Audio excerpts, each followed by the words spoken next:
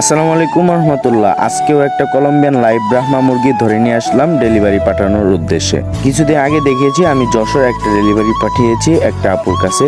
আজকেও এই মোরগটা চলে যাবে আরেকটা আপুর কাছে, নাম হচ্ছে দীপা সরকার আপু। তো আপু কিছুদিন আগে আর কি অর্ডারটা দেয়। তো আমি আজকে বাসায় আছি, ফ্রি আছি শুক্রবার, তার জন্য অর্ডারটা কনফার্ম করতেছি। তো আমি সুন্দর করে একটা ফলের কার্টুনের ভিতরে মুরগিটা বসিয়ে দিলাম এবং বসিয়ে দেওয়ার পরে আমি কিছু খাদ্য দিচ্ছি, কারণ একটু জার্নি করে যাবে, যেন রাস্তায় যদি খিদা পায় তাহলে তারা নাস্তা করতে পারে। তো আমি সুন্দর করে কার্টুনের ভিতরে মুরগিটাকে রেখে সুন্দর করে কার্টুনের উপরে নাম ঠিকানা লিখে তারপরে বসিয়ে দিলাম। এখন কাজ হচ্ছে কার্টুনটাকে সুন্দর করে বেঁধে দেওয়া। তো এই আপুটা নিয়েছে, অগ্রিম পেমেন্ট করে রাখছিল 1 সপ্তাহ আগে।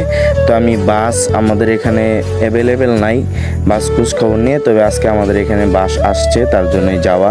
তো যখন আমি যাইতেছিলাম দেখছি আকাশটা অনেক মেঘাচ্ছন্ন হয়েছিল, মনে হইতেছে বৃষ্টি আসবো। তাই আমি তাড়াতাড়ি করে বাজারে রওনা দিয়েছি, কারণ যদি সময় মতো না যায় তারপরে বাসটা ছেড়ে দিবে আর ডেলিভারিটা পৌঁছাইতে পারবো না। তো আমি হাঁটতে হাঁটতে সুন্দর করে আমাদের বাজারে এসে পড়ি। তো ছাড়ার পরে মালটা বুঝিয়ে দিলাম, এই যে এমডি সুপার গাড়ি। তো মালটা গন্তব্যের উদ্দেশ্যে রওনা হয়েছে। তো প্রায় আপনার 3 ঘন্টা পরে এই ভাইয়া মালটা হাতে পায় অনেক খুশি। ঠিক আছে, এই মুরগিটা পেয়ে অনেক খুশি। আসলে আমি যাদেরকে মুরগি দেই সুস্থ এবং অ্যাক্টিভ মুরগি দেই, এবং আর একটা মুরগির কাছে যাদের লাগবে নিতে পারেন। তো সবাই ভালো থাকবেন, দোয়া করবেন। আসসালামু আলাইকুম।